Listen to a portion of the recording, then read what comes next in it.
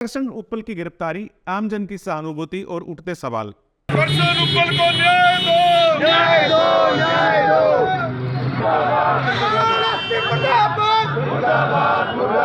करनाल के यूट्यूबर आकर्षण उपल की गिरफ्तारी से कई सवाल उठ रहे हैं। पहला और बड़ा सवाल यह है कि आकर्षण उपल कम से कम आम आदमी में तो खासा लोकप्रिय रहा। इसका अंदाजा इस बात से लगाया जा सकता है कि उसके समर्थन में कई संगठन, आम आदमी, विपक्षी पार्टियां और बहुत से लोग खड़े हुए हैं। इसकी वजह भी है, आकर्षण लगातार आम आदमी के मुद्दे उठाता रहा, वह मुद्दे जो मेन स्ट्रीम मीडिया में आमतौर पर गायब रहते हैं। मेन स्ट्रीम मीडिया इन मामलों की अनदेखी करता है। आकर्षण उन्हें जोर से जो एक्चुअल तथ्य हैं वो हम पब्लिक एसपी साहब के संज्ञान में लेकर आए हैं। ये जो आरोप लगाए गए हैं वो जो मौके की वीडियो है उसके साथ कहीं भी मैच नहीं करती। मतलब आप ये कहें कि एक थप्पड़ अगर किसी ने मारा और उसके ऊपर जो है 307 लगा दी जाए कि इसने जान से मारने का प्रयास किया है, तो इससे ज़्यादा शर्मनाक कुछ नहीं हो सकता। उस पूरी वीडियो के अंदर जितने भी तहसीलदार के आरोप हैं वो सारे झूठे साबित होते हैं। ना उस तहसीलदार की लज्जा भंग करने का कोई प्रयास किया गया, जो उसका आरोप है कि मेरी लज्जा भंग करने का, आपराधिक फोर्स इस्तेमाल करके मेरी लज्जा भंग करने का प्रयास किया गया। ना ही इस प्रकार की कहीं उस वीडियो के अंदर है कि उसके साथ कोई गाली गलौज की गई या बदतमीजी की गई या उसको जान से मारने की धमकी देने का भी जो है धारा लगाई गई है। जान से ये आरोप है कि जो है मुझे मेरे ऑफिशियल काम से रोका गया, जबकि ऑफिशियल काम तो वो कर ही नहीं थी। ये साथी तो अनुरोध कर रहे थे, भाई अपना ऑफिशियल ड्यूटी करो, ऑफिशियल काम करो। तो ये ज्ञापन दिया गया है कि जो धाराएं लगाई गई हैं वो टोटली बेबुनियाद हैं, झूठी हैं, ये नहीं लगनी चाहिए। रादर इस तहसीलदार के ऑफिशियल कंडक्ट की जो है वो जांच होनी चाहिए कि क्या कोई अधिकारी अपने वर्किंग आवर के अंदर लाइटें बंद करके अंदर रिटायरिंग रूम में बैठ सकता है। अगर ये सर्विस रूल के खिलाफ है तो इसके खिलाफ कार्रवाई हो, इसको सस्पेंड किया जाए और इसको यहाँ से बदला जाए। ये एक सीएम सिटी है, ये करनाल स्मार्ट सिटी है, यहाँ के लोग इस प्रकार के अधिकारियों को बर्दाश्त नहीं करते। यहाँ जो अच्छे अधिकारी हैं उनको लोग आज तक याद करते हैं। बड़े केस में हुआ है, बात कुछ नहीं और उसको इतनी बड़ी बात बना दिया, इतने आरोप तो बिल्कुल यही कहना है तमाम आज सारे इकट्ठे हुए हैं किसान, सामाजिक संस्थाएं, किसान यूनियन और धार्मिक संस्थाएं सभी आए हैं और यही अपील है कि करनाल को उजड़ने ना दो। यहाँ पर जो हमारे भाइयों की आवाज़ है, पत्रकार साथियों की आवाज़ है, वो बुलंद रहे और इस पर्चे को रद्द किया जाए। यहाँ तक तो ठीक ही रहा, लेकिन जैसे जैसे आकर्षण की लोकप्रियता बढ़ती गई तो उसका आचरण पत्रकारिता के पैमाने से परे हटता चला गया। खासतौर पर जब उस पर आबकारी विभाग के इंस्पेक्टर नरेंद्र शर्मा ने 15 लाख रुपए रिश्वत लेने के आरोप लगाई और इस मामले में उसके खिलाफ एफआईआर दर्ज की, तो वह काफ़ी विवादों में आ गया था। हालांकि यूट्यूबर को हाई कोर्ट से इस मामले में जमानत मिल गई थी। इसके बाद उपल लगातार सत्ता के खिलाफ आवाज़ उठाता रहा, लेकिन वह विवादों में भी नियमित तौर पर गिरता चला गया। मोरनी जिला पंचकुला में जमीन के एक टुकड़े की रजिस्ट्री को लेकर उपल की वहां के तत्कालीन नायब तहसीलदार आनंद रावल के साथ ठन गई। आनंद रावल भी अब खुलकर उपल के खिलाफ आ डटे हैं। उन्होंने आज करनाल में पत्रकारों से बातचीत की और बातचीत में यह कहा, ये जो आकर्षण उपल है एक फर्जी पत्रकार है, जो कि मैंने दिल्ली जो गवर्नमेंट है वहाँ से भी, चंडीगढ़ से भी, करनाल से भी रिपोर्टिंग ली है। यहाँ के किसी पत्रकार की जो सूची है उसमें ये शामिल नहीं है। इसका कार्य शुरू से लेके आज तक ब्लैकमेलिंग का रहा है। ये अधिकारियों को टारगेट करता है ताकि उनकी खबर दिखा के या तो उनको ट्रांसफ़र का वो हो जाए, यदि उनका सस्पेंशन का हो जाए, तो इसका काम उस ब्लैकमेलिंग से है। मेरे साथ इसका मामला मोरनी से स्टार्ट हुआ था, जहाँ पर इन्होंने एक फ्रॉड रजिस्ट्री कराने की कोशिश की थी, वो मैंने नहीं की, मगर उसमें मेरे खिलाफ इन्होंने एलिगेशन लगा दिए। उस एलिगेशन की जब जांच हुई, जांच होने पर पाया गया कि इसने पत्रकारिता के दबाव में गलत रजिस्ट्री करवाने की कोशिश की गई और एक सरकारी जमीन को हड़पने का प्रयत्न किया गया था। विजिलेंस की जांच, पुलिस जांच, सीएम फ्लाइंग की जांच रिपोर्ट में ये दोषी पाया गया और अवैध पत्रकारिता का भी दोषी पाया गया, जिसके बाद इसके खिलाफ एफआईआर दर्ज हो गई। चंडी मंदिर पुलिस स्टेशन में एफआईआर नंबर 246 2017 में दर्ज हुई थी।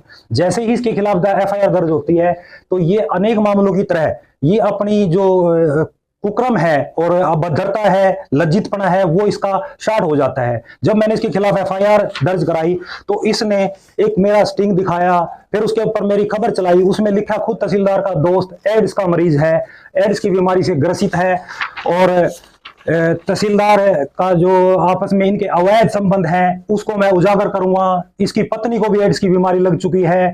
जनता से प्रार्थना की गई कि इनसे दूरी बनाए रखे ताकि आपको एड्स की बीमारी ना लगे। ये मामला मेरा 2017 में एफआईआर दर्ज कराई। उसके बाद जब मैंने इसके खिलाफ कंप्लेंट नारनौल में दी, वहां पर इसके खिलाफ 2 एफआईआर दर्ज हुई।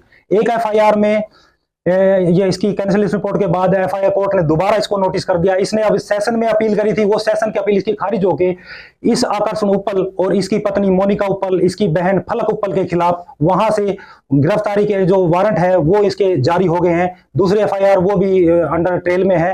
एक एफआईआर सिरसा डबवाली में इसके खिलाफ इस जो अभद्रता के वर्ड यूज करता है, पत्रकारिता के एक दायरे से बाहर निकल के चीजें करता है, उसमें इसके खिलाफ एक एफआईआर वहां भी दर्ज है।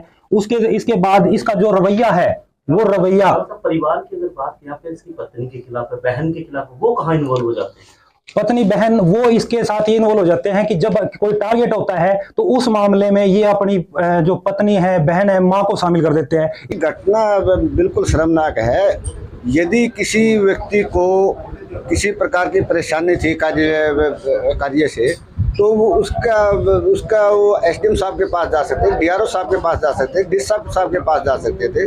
तो इस तरह की सोशल मीडिया पे इस तरह की बातें चलाना और बाथरूम तक किसी अधिकारी, महिला अधिकारी का पीछा करना, वो बहुत ही गलत है। तो लोगों के सामने एक मर्यादा भी लांग, ये तो नेचुरल है कि आप जो आपने यूट्यूब पे देखा है, जो भाषा लिखी गई है नीचे, तो वो मर्यादा तो उसमें है ही नहीं। सर अब एसोसिएशन के तहसीलदार क्या कदम रहने वाला है?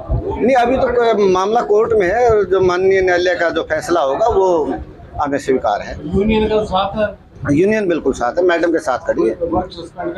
नहीं, ऐसा कुछ नहीं। हम पब्लिक को परेशान नहीं करेंगे। वैसे भी एक अधिकारी के पास 5-5 चार्ज है और इस कारण से कुछ लोग काम की अधिकता की वजह से, स्टाफ की कमी की वजह से लोगों को परेशानी भी हो जाती है।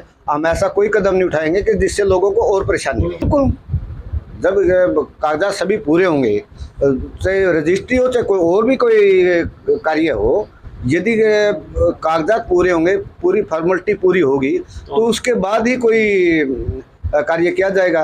अधूरे कागजों में काम करना तो वैसे अवैध है। तो मैं तो सिर्फ इतना कह सकता हूँ कि जो अधिकारी के साथ बर्ताव हुआ वो गलत हुआ। जी बिल्कुल, ये घटना शर्मनाक है और हम अपने जो हमारे एसोसिएशन के प्रेसिडेंट सर हैं, उनकी तरफ से सभी 9-10 लोग आए हैं और मैडम के साथ खड़े हैं। जहाँ तक भी मामला है उनके साथ ही खड़े।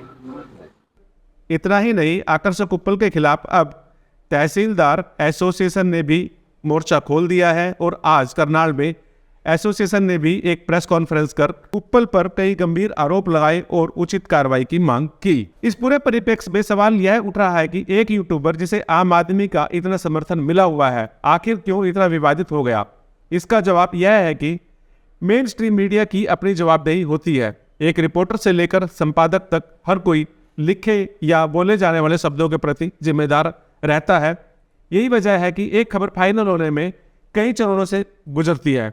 हर तथ्य और पक्ष को वेरीफाई किया जाता है, इसके बाद खबर प्रकाशित होती है और प्रकाशन से पहले यह भी देखा जाता है कि इस खबर में संबंधित पक्षों के बाइट है या उनका वर्जन है या नहीं है, और पूरी कोशिश की जाती है कि आरोपी पक्ष का या दूसरे पक्ष का वर्जन और बाइट इस खबर में जरूर शामिल रहे।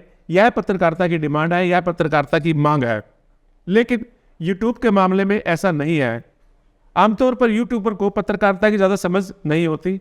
रिपोर्टिंग के वक्त क्या कवर करना है, क्या नहीं करना, किसी की भी निजता का ध्यान कितना रखना है, इस तरह के तथ्यों की आमतौर पर यूट्यूबर अनदेखी कर देते हैं। इस मामले में भी कम से कम ऐसा ही हुआ। महिला तहसीलदार के बाथरूम में जाकर बोलना, इसे लाइव करना किसी भी मायने में पत्रकारिता नहीं कहा जा सकता। यह गलत है। उपल खबरों के जोश में मर्यादा को लांग गई, इसका खामियाजा उन्हें अब भुगतना पड़ रहा है। महिला और बच्चों के मामले को कैसे कवर किया जाना चाहिए, इसकी तमीज़ एक पत्रकार और यूट्यूबर को होनी ही चाहिए। लेकिन ज़्यादा से ज़्यादा लाइक बटोरने के चक्कर में इस लक्ष्मण रेखा को अक्सर लांघ दिया जाता है। अधिकारियों पर दबाव बनाना किसी भी मायने में सही नहीं है, लेकिन आकर्षण इससे अक्सर चूक जाते थे। कई मौकों पर उनका व्यवहार दबंग और गैर जिम्मेदाराना लगता था। एक पत्रकार या यूट्यूबर जो कि न्यूज़ देने का काम कर रहा है, उससे उम्मीद की जानी चाहिए कि वह सिस्टम के खिलाफ बोले, न कि व्यक्ति विशेष के खिलाफ। क्योंकि जब भी व्यक्ति विशेष के खिलाफ कोई भी पत्रकार आवाज उठाता है तो लगता है कि वह व्यक्तिगत खुलस निकाल रहा है, जो गलत है। हालांकि भारत में पत्रकारिता के लिए अलग से कोई नियम नहीं है और न ही कोई कानून है। अभिव्यक्ति की स्वतंत्रता के तहत मीडिया काम करता है। इस तरह से कोई भी व्यक्ति पत्रकार हो सकता है। सोशल मीडिया पर कोई भी अपनी व्यक्तिगत राय रख सकता है। कुछ लोग फर्जी पत्रकार शब्द का इस्तेमाल करते हैं, यह गलत है, क्योंकि फर्जी पत्रकार की कोई निश्चित परिभाषा नहीं है। सिर्फ मेन स्ट्रीम में खबर देने वाला ही पत्रकार नहीं हो सकता। स्वतंत्र पत्रकार भी होते हैं जो उत्पल की तरह किसी भी यूट्यूब या पोर्टल, वेबसाइट आदि पर काम करते हैं।